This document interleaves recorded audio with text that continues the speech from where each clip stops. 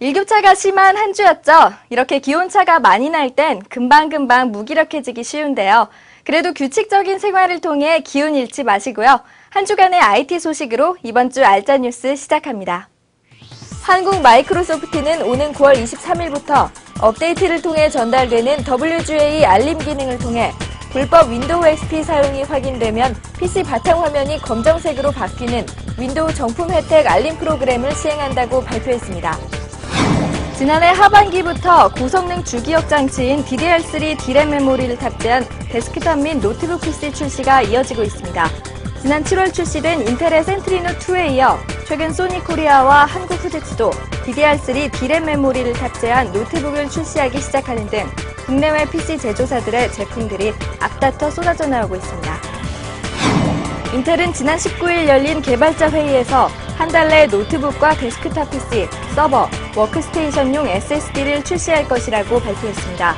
인텔의 한 관계자는 기존 업체보다 성능과 가격 면에서 제품 경쟁력을 확보하고 있다며 본격 SSD 사업 진출에 자신감을 보였습니다. 이젠 비행기에서 휴대전화에 이어 인터넷도 이용할 수 있게 됩니다. 아메리칸 에어라인은 세계 최초로 비행 중 무선 인터넷 시스템을 기내에 설치했다고 발표했는데요. 오는 2009년까지 델타 에어라인 등 여러 항공사로 확대 적용될 예정입니다. 아수스가 프리미엄급 넷북 판매를 앞두고 있다는 소식이 비공식적 경로를 통해 떠돌고 있습니다. 이 제품은 아톰 프로세서와 최고 320GB의 하드디스크, 그리고 알텍 랜싱의 스피커도 장착된 것으로 알려졌으며 아수스가 곧 발표할 예정인 N10에 대한 소문인 것으로 추정됩니다. 터치스크린을 이용한 IT 제품이 인기를 끌면서 한일 기업 간 패널 경쟁이 뜨겁습니다. 최근 LCD 패널과 터치스크린 패널, 그리고 터치 센서 구동 칩을 일체화한 내장형 제품 개발이 주목받고 있는 가운데 삼성전자가 유일하게 양산 제품을 선보이며 샤프와 TMD 등 일본 업체들을 앞서가고 있습니다. 중소기업 풀 HD TV 저가 공세가 이어지는 가운데 최근 50평의 대형 풀 HD PDP TV가 120만 원대로 진입하는 등 고급형 제품 바람이 일고 있습니다. 니콘 이미징 코리아는 지난 27일 세계 최초로 동영상 촬영이 가능한 DSLR 카메라 D90을 발표했습니다.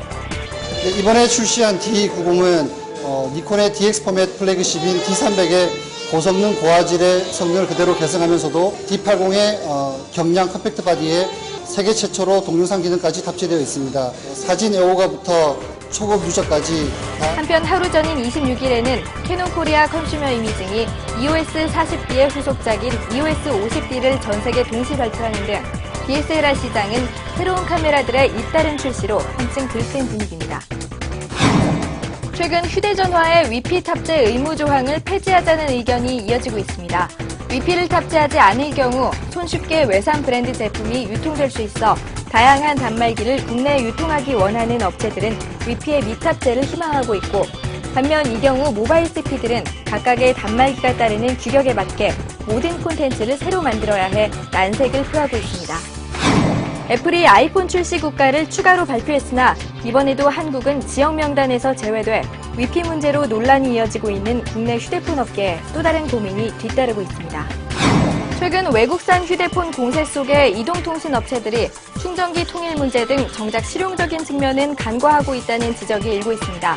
현재 국내에서는 펜텍과 LG전자가 20핀 표준 충전기 인증을 받는 등 충전기 통일화가 이어지고 있습니다. 그동안 인터넷상의 소문으로 알려져 온 신형 PSP에 대한 소식이 소니 컴퓨터 엔터테인먼트를 통해 공식 발표됐습니다. 이 신형 PSP에는 마이크가 내장되고 LCD 밝기와 색상이 향상되는 등 유출됐던 이미지와 동일한 제품인 것으로 밝혀졌습니다.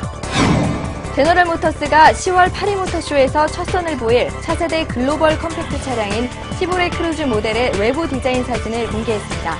GM 대우는 이 차량을 라세티 후속 중준형 모델로 오는 11월 출시할 예정입니다. 요즘 IT 업계에서 초저가 열풍이 불고 있습니다.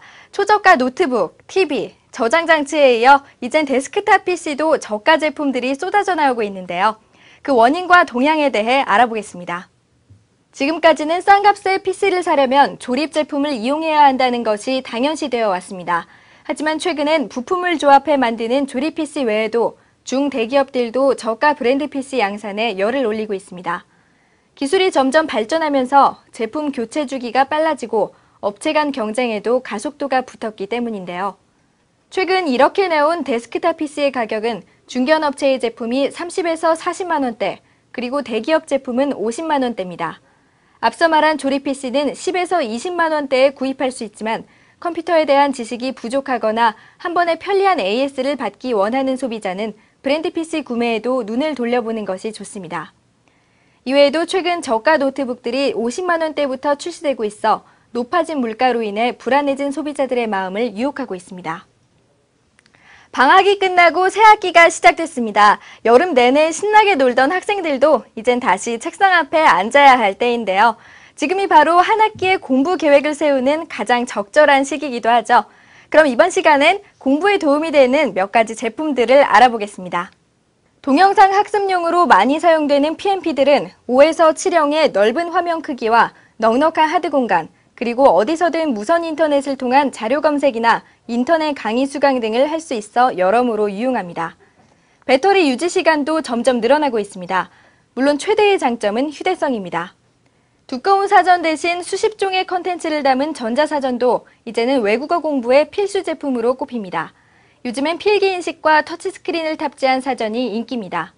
공부 시간에 집중력을 배가시켜주는 MC 스퀘어도 꾸준한 사랑을 받고 있습니다. 집중력 향상 기기인 MC 스퀘어는 최근 KTF의 한 휴대폰에 내장된 채로 출시되기도 했는데요.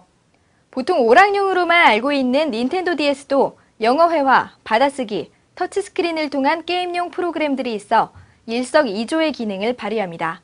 집중력 강화와 두뇌 개발, 상식 퀴즈 등 콘텐츠도 다양합니다. 지난주 개강으로 본격적인 2학기가 시작되었습니다. 그로 인해 전자사전과 어학기 등 학습기기를 찾는 소비자가 꾸준하게 증가하고 있습니다. 그 중에서도 전자사전은 어학 공부의 필수품으로 대학생과 수험생뿐만 아니라 직장인들에게도 많은 인기를 차지하고 있습니다. 최근에 전자사전은 단순한 사전 기능 외에도 동영상 재생과 mp3 뿐만 아니라 지상파 DMB 수신 기능까지 갖추고 있어 휴대용 멀티미디어 기기로도 많이 활용되고 있습니다. PMP엔 전자사전이 들어가고 게임기엔 두뇌 발달 콘텐츠가 내장되는 등 요즘은 다기능 IT 기기들이 대세라고 할 수 있는데요. 게다가 휴대폰 속에 집중력 향상 프로그램이 내장된 것처럼 이렇게 휴대용 기기에 학습 도구가 장착되어 가는 것은 그만큼 학생들의 수요가 많아졌다는 증거라고 할 수 있습니다.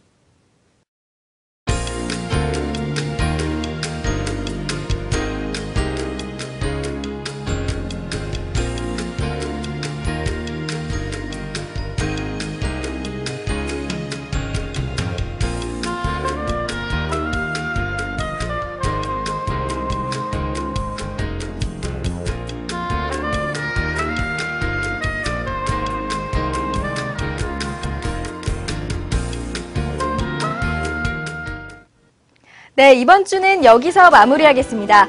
그럼 저는 깊어진 가을과 함께 9월에 다시 인사드리겠습니다.